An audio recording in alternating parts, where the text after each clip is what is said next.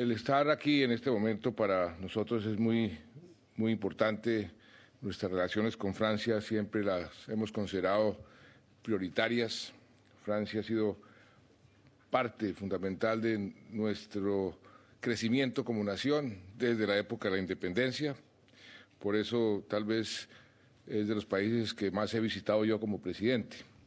Aquí estuve en el año 2011 en una visita con los empresarios y con muchos de los funcionarios del gobierno francés, y recuerdo muy bien lo que nosotros en ese momento queríamos hacer en el gobierno, y me pareció oportuno hacer aquí una rendición de cuentas. ¿Qué es lo que hemos hecho? Desde ese entonces, citando las palabras que yo mismo pronuncié en ese momento. Dijimos, por ejemplo, que queríamos entrar a la OCDE, y ayer mismo tuvimos una revisión con el secretario general de la OCDE, con el señor Gurría, sobre cómo va ese proceso de adhesión a esta organización. De los 23 comités nos quedan realmente 2. Yo espero que este año podamos finiquitar ese proceso, y yo le agradezco muchísimo al gobierno francés, a usted, señor ministro, porque el apoyo de Francia ha sido total y absoluto desde el primer momento, porque yo vine aquí también como presidente electo en julio del año 2010, y desde entonces hemos estado en este proceso con el apoyo de Francia. En el año 2011 les dije que estábamos aprobando una serie de reformas para darle a la economía un sustento de largo plazo y garantizar algo que los inversionistas siempre tienen muy presente: la sostenibilidad fiscal. Pues bien, desde ese momento a hoy hemos logrado introducir unas reformas constitucionales y legales que han logrado precisamente eso: garantizar nuestra sostenibilidad fiscal. Introdujimos en la Constitución el concepto de sostenibilidad fiscal para que todos los poderes públicos, no solamente el Ejecutivo, sino el Poder Judicial, el Poder Legislativo, tienen que tener en cuenta el impacto económico, el impacto fiscal de sus decisiones. Esto inclusive crea un precedente que ya está siendo utilizado por otros países. Y eso dio una señal de confianza muy importante. Las agencias de riesgo nos subieron la calificación. Ahora tenemos grado de inversión, lo hemos mantenido a pesar de las dificultades de la economía mundial, y eso nos ha permitido reducir el déficit, abaratar el precio de nuestros préstamos, el capital, los intereses, y eso ha generado todo un proceso de dinámica económica muy positivo. Pudimos, con esas reformas y con ese enfoque que tenemos pragmático, en eso nos parecemos mucho al presidente Macron, a su gobierno. Somos pragmáticos. Yo digo que yo soy de la tercera vía, que se resume en una frase: el mercado hasta donde sea posible, el Estado hasta donde sea necesario. No nos gustan los extremos y hay que ser prácticos en la aplicación de las leyes fundamentales de la economía. Y con ese enfoque hemos logrado afrontar unos desafíos muy grandes que hemos tenido que vivir en estos últimos años, como por ejemplo la baja del precio del petróleo, que nos afectó duramente. 20% de nuestros recursos fiscales desaparecieron de un año para otro. Nos ajustamos sin sacrificar el crecimiento y sobre todo sin sacrificar los sectores más vulnerables, y todas las agencias multilaterales, el Banco Mundial, el Fondo Monetario, la OCDE, han elogiado la forma como Colombia logró acoplarse a esa nueva realidad, y eso tiene que ver mucho con ese enfoque pragmático con que nosotros manejamos la economía, responsabilidad fiscal, pero también teniendo muy en cuenta la parte social. Yo recuerdo que en ese año, 2011, estaban de moda algo que desapareció, pero que quiero traer a colación. El Hong Kong Shanghai Banking Corporation, el HSBC, se inventó los CIBETs como los países que iban a reemplazar a los 4 grandes países que estaban creciendo en ese momento. Los CIBETs eran Colombia, Indonesia, Vietnam, Etiopía, Turquía y Sudáfrica. Y se preveía que estos países iban a ser los que iban a tener el mejor desempeño en los años siguientes. Pues esta predicción en algo o en parte se cumplió. Ayer precisamente nos dieron una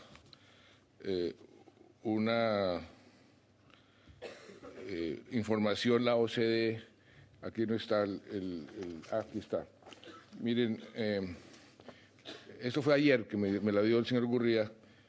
El crecimiento del PIB de todos los países de la OCDE, pues Turquía y Colombia son los 2 primeros de toda la OCDE. El rojo segundo es Colombia. O sea que, en cierta forma, esas predicciones se han dado, y lo importante es continuar con esa dinámica económica. En ese entonces les dije a ustedes que íbamos a enfocar nuestro crecimiento económico para lo que cualquier economía debe ser prioritario, que es la parte social, que íbamos a hacer de ese crecimiento un crecimiento sano, con una inflación baja. En efecto, la inflación que subió en el año pasado por la devaluación debido, entre otras cosas, a la baja del precio del petróleo, nuevamente este año se va a ubicar en la franja entre el 2 y el 4%, que es la franja que hemos puesto con el Banco de la República como objetivo de inflación. Pero sobre todo en aspectos como la generación de empleo. Como ningún otro país, Colombia ha logrado generar empleo en estos últimos 6 años. 3.800.000 empleos, la mayoría por primera vez empleos formales. Y eso es muy importante para una economía como la colombiana, cuyos problemas se concentran precisamente en la informalidad. Hemos dicho que, y lo mencionó el señor ministro, que toda economía también debe buscar reducir las brechas, reducir las inequidades. Ahí también nos hemos concentrado. Colombia crecía, pero crecía también la inequidad. Logramos revertir esa tendencia por primera vez en muchísimos años. Los índices de inequidad comenzaron a mejorar. Y eso es algo muy satisfactorio, porque eso nos ha permitido reducir la pobreza y mejorar y ampliar la clase media, que es tan importante para cualquier dinámica económica. ¿Qué hicimos? Fuimos innovadores, creativos. Al comienzo del gobierno decidimos medirnos con más rigor en materia de pobreza. Acudimos a indicadores que son mucho más exigentes que los indicadores normales que usa cualquier país para medir la pobreza, como es simplemente el ingreso. Nosotros fuimos mucho más allá. Introdujimos algo que en la Universidad de Oxford el premio Nobel Amartya Sen había propuesto durante muchos años. Lo quisimos adoptar como plan piloto. Solamente 2 países comenzamos a utilizarlo hace 7 años, 6 años. México y Colombia, hoy más de 60 países, que tiene que ver con algo que se llama la pobreza multidimensional, y es concentrar los esfuerzos en aquellas inversiones que tienen el mayor impacto en la vida de las familias más pobres, para sacarlas de la pobreza. Eso nos ha servido muchísimo para hacer un gasto público social mucho más eficiente. Podemos concentrar que si la vivienda, por ejemplo, es lo que más impacta la pobreza, entonces concentramos en la vivienda. Si es la salud, si es la educación, si es aspectos tan elementales como la calidad del piso de las casas, ese tipo de microfocalización nos ha servido enormemente, y por eso podemos decir con mucho orgullo que en América Latina hemos sido el país que más ha logrado reducir la pobreza de todos los países, y que más ha logrado reducir la pobreza extrema, que la bajamos a la mitad. Todavía tenemos muchos pobres, todavía hay mucha pobreza extrema, pero la tendencia y el porcentaje de reducción de la pobreza ha sido algo que no habíamos visto en Colombia nunca. 5.100.000 colombianos hemos logrado sacar de la pobreza, y hoy tenemos por primera vez más clase media que pobres en Colombia. Eso es un aspecto que tiene una gran importancia para el futuro económico. Ustedes saben mejor que nadie que la clase media es la clase que consume, es la clase que genera toda la dinámica económica. ¿Y en qué nos hemos concentrado? También dijimos en esa época que íbamos a identificar unas locomotoras que jalonaran la economía. Una de ellas, la vivienda, que íbamos a concentrar mucho los estímulos y la inversión en vivienda. Hicimos un gran esfuerzo y eso ha tenido unos muy buenos resultados, porque la construcción de vivienda jalona cerca de 32 industrias, y el ritmo de construcción de viviendas en el país era un promedio de 300.000 viviendas cada 4 años. Nosotros hemos logrado construir 1.400.000 viviendas, la mayoría de los estratos más bajos, vivienda popular, vivienda social, y eso también ha ayudado mucho a mejorar los índices de equidad. Y redujimos el llamado déficit habitacional, es decir, la cantidad de personas, familias que querían vivienda que no tenían, a la mitad. Hicimos un gran esfuerzo en darle servicios elementales a quienes no la tenían, como agua potable o saneamiento básico. Hasta este momento llevamos 5.600.000 personas que hoy tienen agua potable, acueductos que antes no tenían, y 6.100.000 personas que tienen acceso al alcantarillado, saneamiento básico, que antes no tenía. Y también nos embarcamos en un programa muy ambicioso, muy soñador, de lo que llamamos la revolución de la infraestructura. Colombia tenía una infraestructura muy retrasada, muy ineficiente frente a países de similar nivel de desarrollo, Perú, Chile, Sudáfrica, y nosotros lo que hicimos, vamos a modernizar nuestra infraestructura. Nos embarcamos en un programa muy ambicioso que hoy ya está en plena marcha. Son cerca de 18.000 millones de euros que se están invirtiendo en las llamadas concesiones de cuarta generación, aeropuertos, puertos, y ya está comenzando a dar resultados. Por ejemplo, los puertos. Ya tenemos el puerto más eficiente de todo el Caribe, en Cartagena, y tenemos el puerto más eficiente de todo el Pacífico latinoamericano, en Buenaventura. Tenemos el aeropuerto Bogotá, que es ya hoy el número 1 en carga de toda América Latina, el número 3 en pasajeros, después de México y Sao Paulo, pues que por su tamaño es más grande que Bogotá, pero sin duda alguna es el más eficiente y más tecnificado. pero como el aeropuerto de Bogotá hemos intervenido 58 aeropuertos en Colombia. Para no hablar de las autopistas que estamos creando, que ya están en marcha.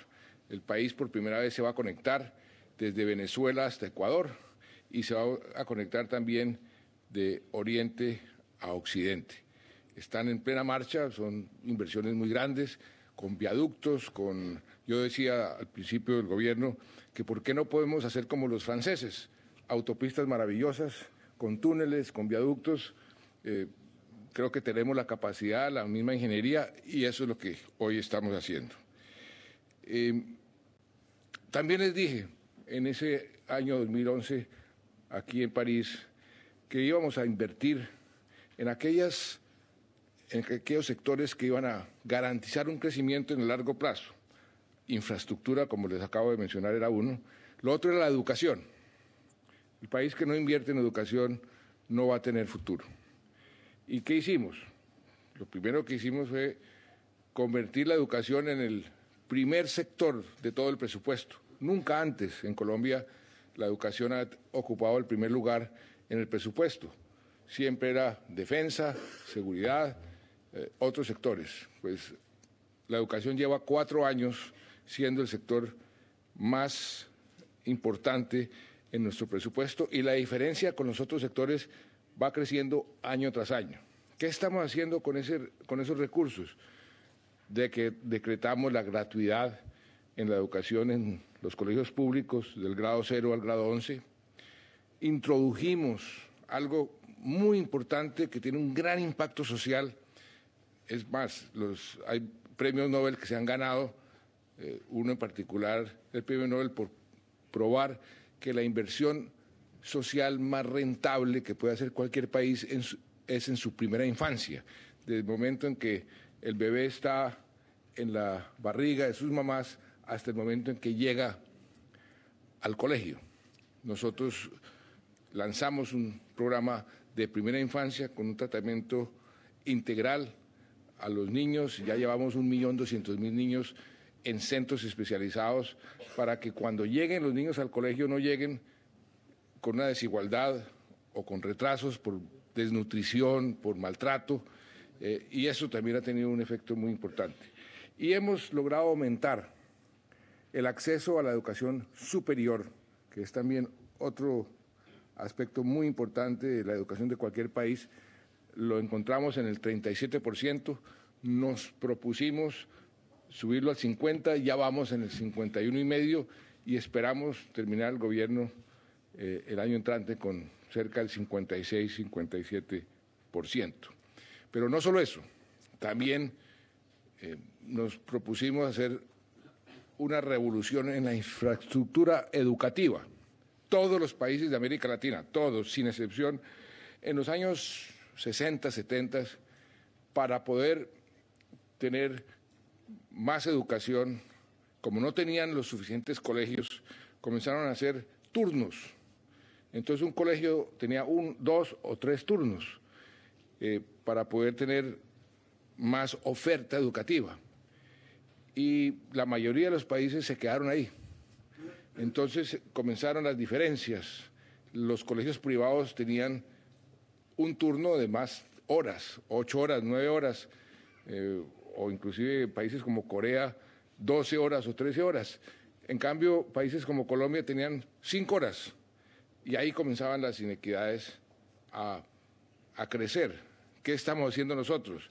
Estamos haciendo un gran esfuerzo de aumentar el número de aulas para tener una sola jornada en los colegios públicos.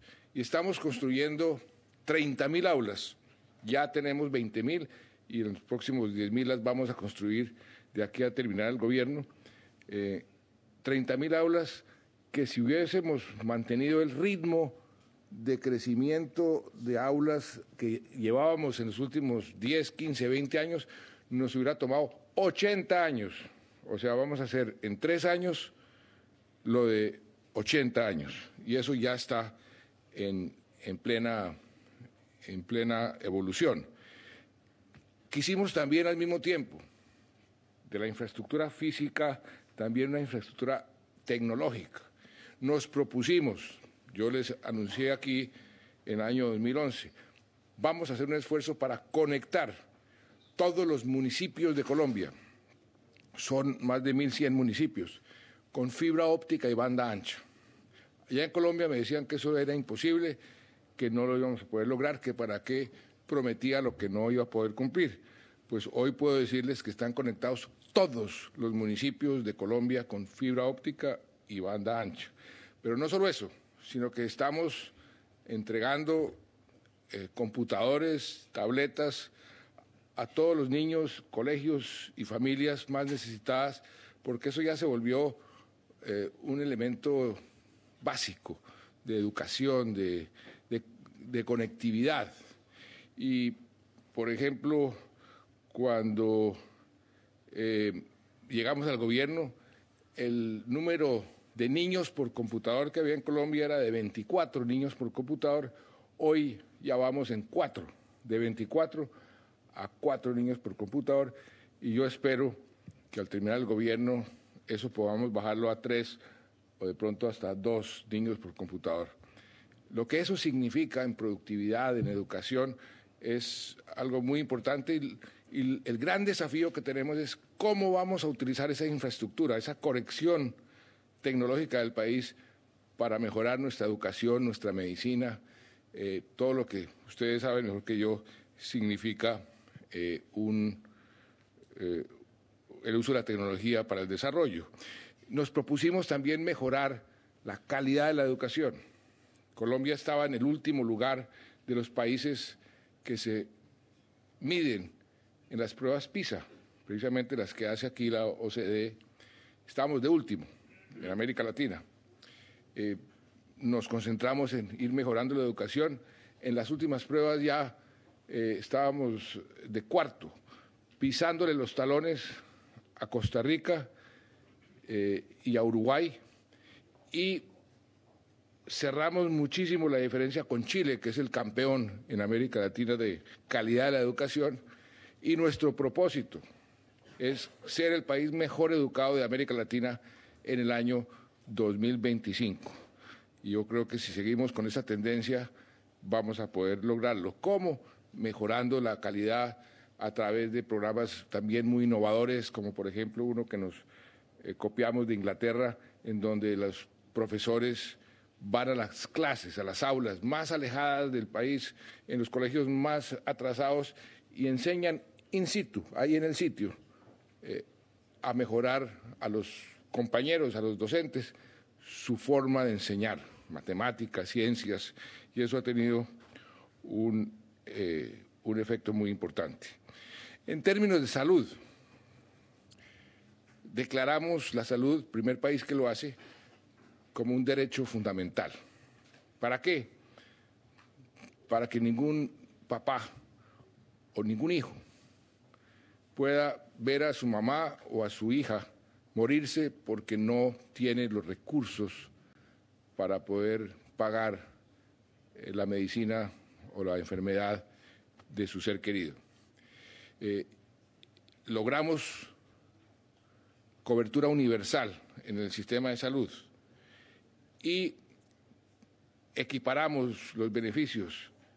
Tenemos un sistema subsidiado y un sistema de contribución, y tenemos también un sistema bastante generoso de tratamientos.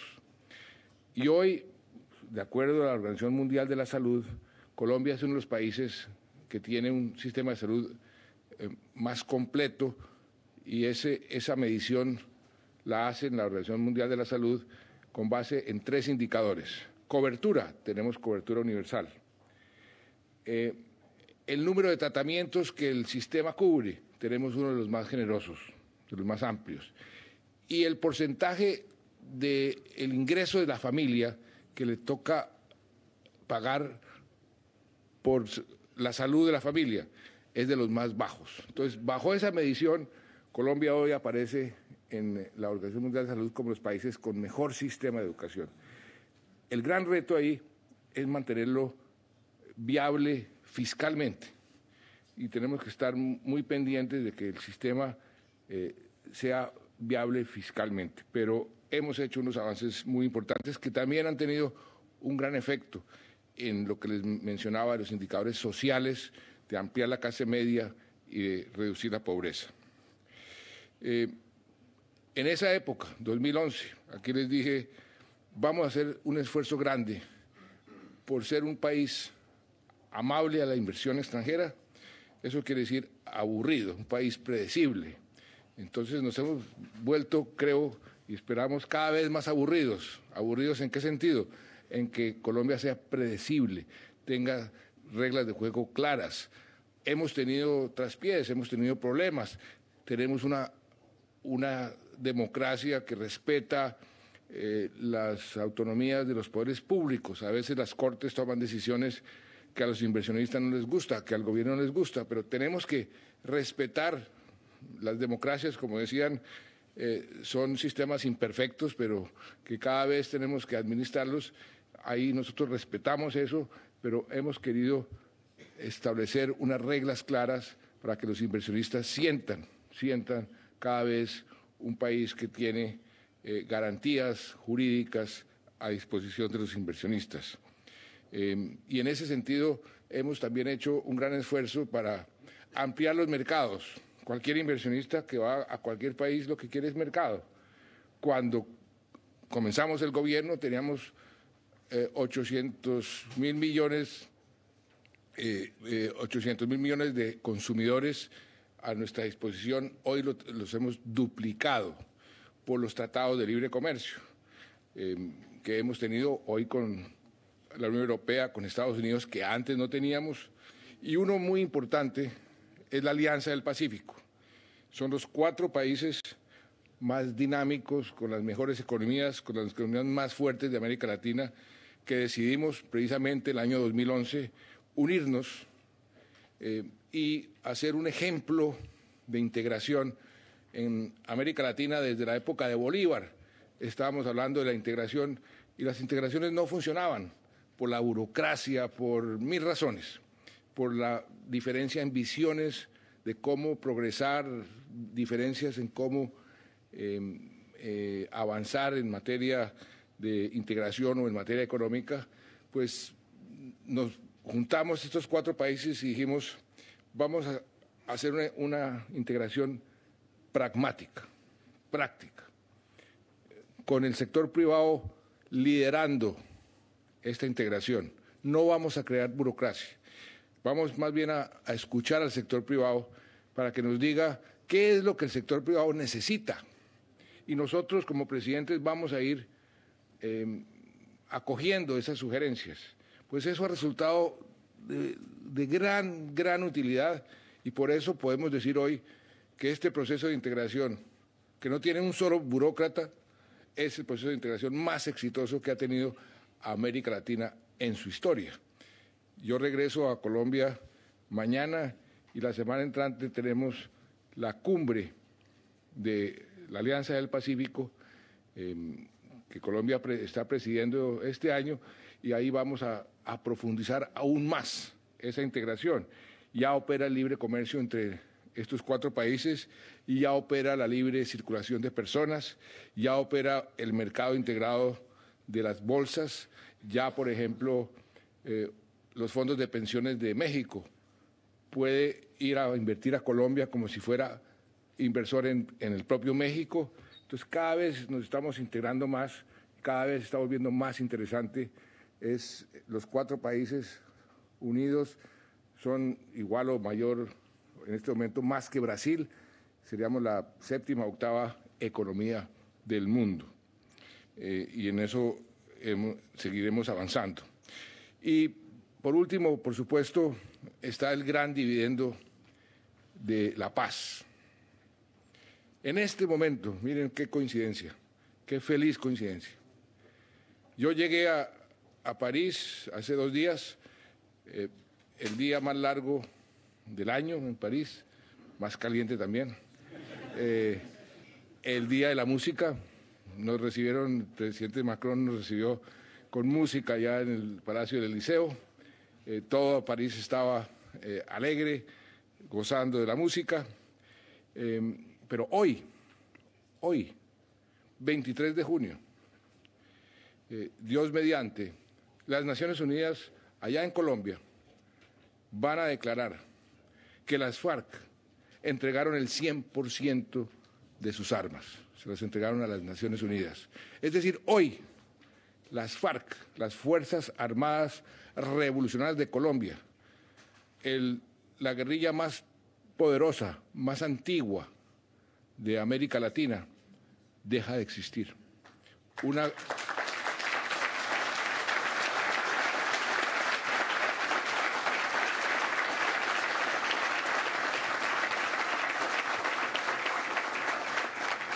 Eso es una noticia después de 53 años de guerra. Es una noticia que cambia la historia de Colombia en dos. Y eso se está sucediendo hoy. Mientras yo les estoy hablando a ustedes, en Colombia no han amanecido, pero van a amanecer muy pronto y hoy se debe terminar ese proceso. Eso va a traer también unos dividendos económicos enormes. Enormes porque los costos de la guerra han sido también enormes. Ejemplos como el siguiente. Tenemos 8 millones de víctimas que han sido desplazados a las ciudades, han sido despojados de sus tierras. Esas víctimas entran inmediatamente en la trampa de la pobreza extrema. Personas que salen del campo despojadas de sus tierras, van a las ciudades sin ninguna capacidad, sin ningún entrenamiento. Entonces, la productividad de esas personas se baja entre un 50 a un 80%. Y uno de los problemas de Colombia y de América Latina en estos últimos años, décadas, ha sido precisamente la baja productividad. Esto se va a poder reversar y fácilmente. Esas personas están muchas regresando a sus tierras, volviendo a su hábitat natural. Inmediatamente la productividad crece y por eso y por muchos otros factores, porque sin duda alguna también la inversión. Muchos inversionistas del mundo entero no iban a Colombia porque estaba entre los países con un conflicto armado interno, donde los índices de secuestro eran muy altos, donde los índices de inseguridad y de homicidios eran muy altos. Hoy tenemos ya el índice de homicidios más bajo de los últimos 40 años, el índice de secuestros más bajo de los últimos 50 años. La seguridad en los campos, que antes era muy precaria, hoy los colombianos nos podemos pasear por sitios donde nunca habíamos logrado inclusive conocer, precisamente porque allá estaba hace más de 50 años concentrado el conflicto armado. Entonces, eso ha generado todo un proceso de atracción de la inversión, porque Colombia, en cierta forma, yo lo digo, es como Estados Unidos en el siglo XIX, la mitad de Colombia por desarrollar, porque la mitad de Colombia, que es una región muy rica, llena de recursos naturales, de recursos de todo tipo, pues no lo hemos podido desarrollar, el Estado no podía ir allá por presencia del conflicto. Ese conflicto terminó, entonces podemos comenzar a desarrollar. Uno de los temas, señor ministro, en donde vamos a poder trabajar juntos con Francia es, por ejemplo, todo el desarrollo agropecuario. Colombia es uno de los pocos países con un gran potencial para aumentar la producción de alimentos en el mundo, un mundo que está buscando, sobre todo los que ven el futuro a más largo plazo, la China, la India, Indonesia, ¿dónde vamos a encontrar los alimentos para alimentar a la población en 20, 30, 40 años? Pues Colombia es uno de los países que ya ha sido identificado por la FAO, por la Organización Mundial de Alimentos, como un país con un inmenso potencial en aumentar la producción de esos alimentos. La paz, pues no tengo que decirles a ustedes, trae muchísimos más beneficios en todo sentido, pero los beneficios económicos van a ser también muy importantes. Se calcula que el crecimiento de la economía va a ser entre 1 a 2% mayor por año de por vida, precisamente porque la guerra era una especie de freno de mano en todo el engranaje económico que tenía Colombia, y creo que con este paso que damos, pues nos estamos convirtiendo en un país realmente atractivo para cualquier inversionista, inversionistas que por supuesto necesitamos. Si queremos aumentar el crecimiento, tenemos que mantener una tasa alta de inversión.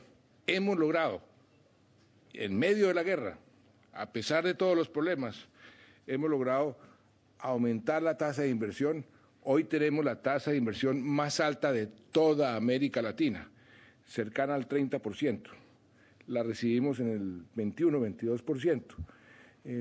Y tenemos que mantenerla ahí y, si es posible, aumentarla más. Por eso tenemos que atraer inversión, y ojalá sea también inversión francesa. Ustedes son unos grandes inversionistas en Colombia, muchos de ustedes están presentes hace mucho tiempo, pero ahora creo que las oportunidades se multiplican. Yo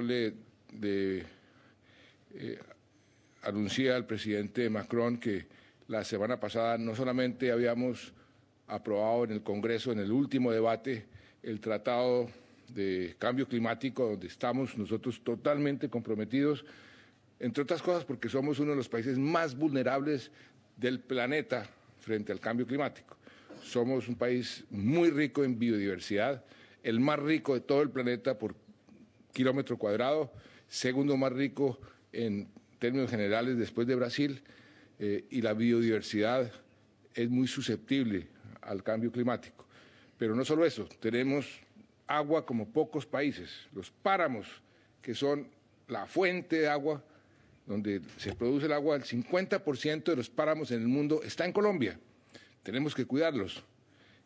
Y el agua, hoy no, pero muy pronto será otra de las materias primas que el mundo va a necesitar más y más. Por eso somos tan vulnerables y tan interesados en que el cambio climático se pueda detener, y por eso estamos comprometidos con Francia a luchar porque se cumplan los compromisos del Acuerdo de París. Nosotros ya pusimos en marcha políticas en esa dirección. Nosotros propusimos al mundo en una cumbre en Río en el año 2012 los Objetivos de Desarrollo Sostenible, que fueron adoptados por Naciones Unidas en el año 2015, que tienen el componente de sostenibilidad muy presente en todos esos objetivos, y por eso también hemos pasado legislación que busca también la sostenibilidad. Por ejemplo, Colombia es el primer país de América Latina que le pone un impuesto a la emisión de carbono. Esto es un compromiso real, ya se está cobrando ese impuesto, y estamos comprometidos con reducir las emisiones en por lo menos un 20%. Y también la semana pasada se aprobó el tratado con Francia de protección a las inversiones privadas.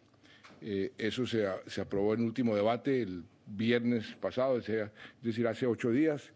Eso ya es, yo llego a firmar eso después de que la Corte Constitucional le dé su visto bueno. Entonces ahí es un estímulo adicional para los inversionistas franceses en sus inversiones en Colombia.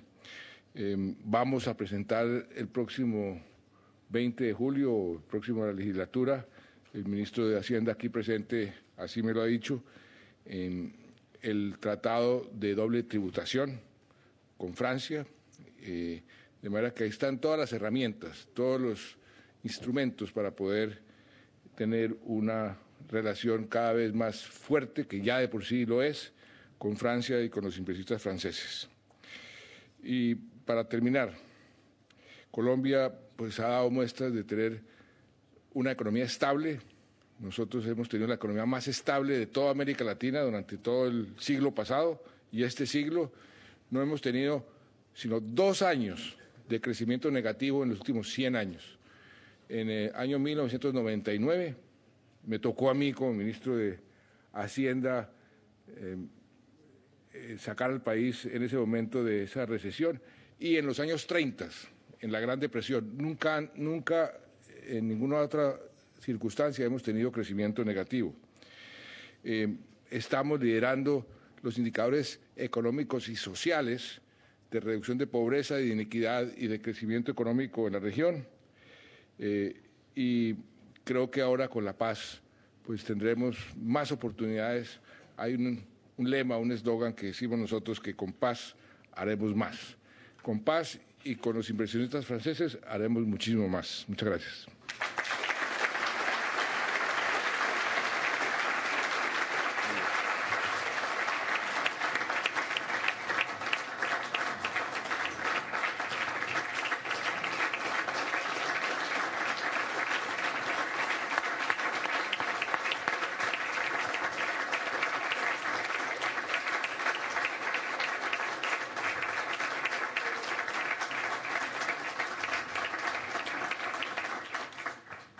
Creo que están previstas unas preguntas, ¿tengo entendido?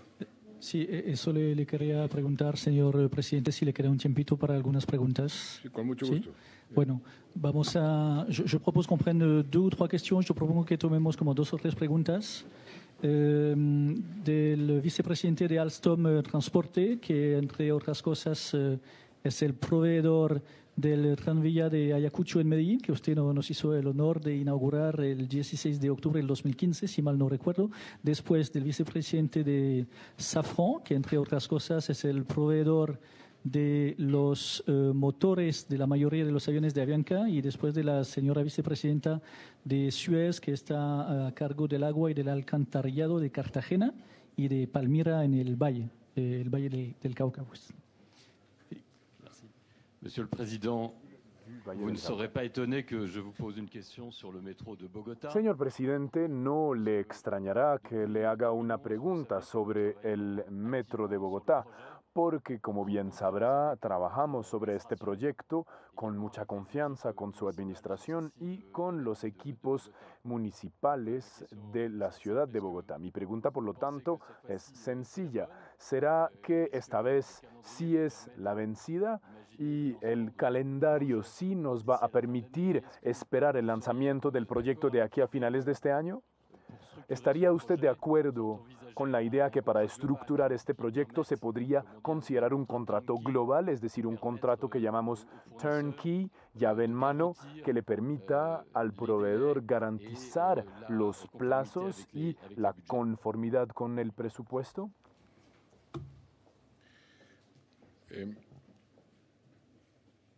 Le agradezco su pregunta. Yo soy de Bogotá, soy bogotano, y yo le prometí a los bogotanos que antes de terminar mi gobierno el metro sería una realidad. El alcalde actual está totalmente comprometido, como estuvo el anterior.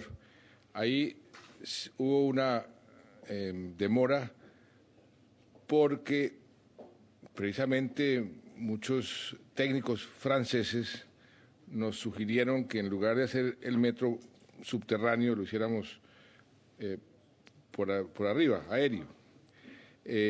Y nosotros acogimos esa recomendación. Entonces la estructuración del metro se demoró, pero va bien. El compromiso que yo he asumido con el alcalde y con demás funcionarios frente a los bogotanos es que en noviembre se abre la licitación. O sea, este año se abre la licitación. Estamos trabajando a marchas forzadas para hacer toda la coordinación necesaria, pero aquí está el ministro de Hacienda que ha estado. ¿Usted quiere hacer algún comentario sobre eso, ministro? Porque él es el que da la plata. Entonces, gracias, presidente. 70% lo cubre la nación, 30% la ciudad. Lo más importante, los recursos del gobierno nacional están asegurados. lo cual quiere decir que el proyecto sigue adelante y, como dijo el señor presidente, estamos en la terminación de los diseños del tren, el metro elevado, de forma tal que tan pronto terminemos los diseños se inicia la fase de contratación y la licitación se abrirá, como dijo el presidente, en el mes de noviembre. De manera que este año tendremos ya un avance muy, muy importante para que el metro sea una realidad. La licitación tendrá un plazo razonable de cerca de 3 meses para recibir las propuestas, de forma tal que sea este gobierno, la administración del presidente Santos, la que firma el contrato para la construcción del Metro de Bogotá. La pregunta sobre si sería una modalidad de llave en mano o cómo sería, yo la verdad no sé. Sí, entonces, sobre eso. Todavía no se ha tomado la decisión. Existe la posibilidad de que sea un solo contrato global con la obra civil y el material rodante. Pero también existe la posibilidad, y está en evaluación en este momento, si se separa en 2 contratos. Muy bien.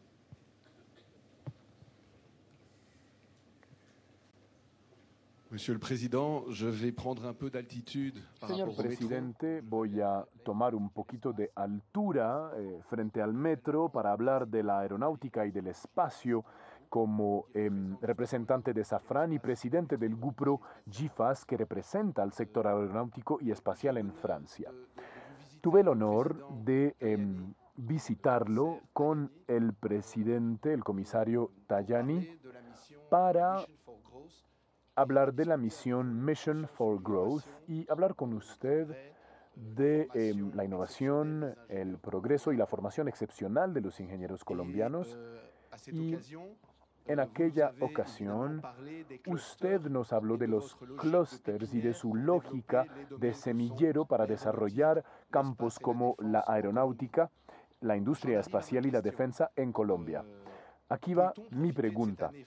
¿Podemos aprovechar este año Francia-Colombia para escoger tal vez uno o algunos proyectos emblemáticos en estos campos y lanzar entre la industria francesa y la industria colombiana en el sector del por ejemplo, unos proyectos puntuales? Tenemos, por ejemplo, unos pequeños lanzadores de satélites que podrían ser interesantes. Tenemos también proyectos de drones de vigilancia que los podrían interesar u otras tecnologías aeronáuticas que podrían también ser de interés. Muchas gracias y siquiera me recuerda algo muy importante que no mencioné, que es el año Francia-Colombia. Esa es una de las razones por las cuales yo estoy aquí y que para nosotros ha sido muy importante. La verdad que en Colombia, pues ustedes no lo perciben desde aquí, pero ha sido maravilloso yo llamo esa invasión amigable de la cultura francesa en Colombia estos últimos 6 meses y esa reciprocidad que estamos iniciando los colombianos aquí en Francia de aquí hasta el 19 de diciembre. Vamos a estar presentes en 19 ciudades francesas, también con nuestra cultura, con nuestra música, como ustedes estuvieron presentes con su cultura, con su música, con su arte, con toda esa maravilla que han acumulado durante tanto tiempo Francia y por la cual Francia se reconoce mundialmente. Y por supuesto que estas son las coyunturas donde la creatividad y la audacia debe estar presente. Nosotros somos, en ese sentido, muy receptivos a iniciativas audaces, porque es a través de esas iniciativas que uno a la larga hace la diferencia. Por ejemplo, yo tengo un sueño donde de pronto Francia puede ayudar a realizarlo. Somos el país más rico en biodiversidad. Y la gran revolución que se está dando en el mundo es en torno a la biotecnología. Y yo digo, ¿cómo conectamos la biodiversidad con la biotecnología? ¿Cómo aprovechamos esa riqueza que tenemos en esa gran revolución que, según dicen los expertos, va a cambiar nuestras vidas mucho más rápido que cualquier revolución que el mundo ha tenido en los últimos siglos. Ustedes aquí tienen ya una base de biotecnología bastante sólida. Qué bueno poder tener un acuerdo, señor ministro, en ese sentido, para ver si podemos aprovechar esas dos ventajas comparativas, la industria de la biotecnología que ya está en Francia y la biodiversidad. Nosotros ya, por ejemplo, estamos haciendo una bioexpedición, utilizando, y eso fue una iniciativa, así como usted lo acaba de mencionar, de un día para otro, dije, vamos a hacer una expedición como la expedición botánica que se hizo hace 200 años, que se descubrieron tantas especies. En Colombia hay muchísimas especies todavía por descubrir que pueden de pronto curar el Alzheimer o el cáncer o alguna, tantas cosas que hay por descubrir. Colombia todavía tiene, se calcula entre el 20 y el 30% de sus especies que no han sido descubiertas. Enviamos unas expediciones a diferentes sitios con la tecnología de hoy, no con la tecnología de hace 200 años, y ya en lo que lleva esta expedición, que son pequeñas expediciones a sitios específicos, hemos descubierto cerca de 200 especies nuevas en menos de un año, 200 especies nuevas, especies que no conocíamos, la humanidad no la conocía. Ahí hay un potencial enorme. Por supuesto, usted acaba de mencionar algo también muy importante, clústeres en materia de tecnología aeronáutica. Nosotros en el Ministerio de las TICs estamos promoviendo mucho ese tipo de clústeres en las poblaciones más alejadas, inclusive dándoles a los niños total libertad de que inventen y que produzcan. Pues cualquier asociación en ese sentido, pues para nosotros es más que bienvenido. O sea que la respuesta es, nos encantaría poder hacer algo en esa dirección. Señor presidente, muchísimas gracias por sus palabras. Yo creo que yo tengo muy claro que podríamos seguir haciéndole preguntas y escuchando sus respuestas toda la mañana. Desafortunadamente usted tiene un programa que seguir, así que yo propongo que lo dejemos así. Pero los dejo en buena compañía con mis ministros. De manera que muchas gracias a todos. Muchas gracias.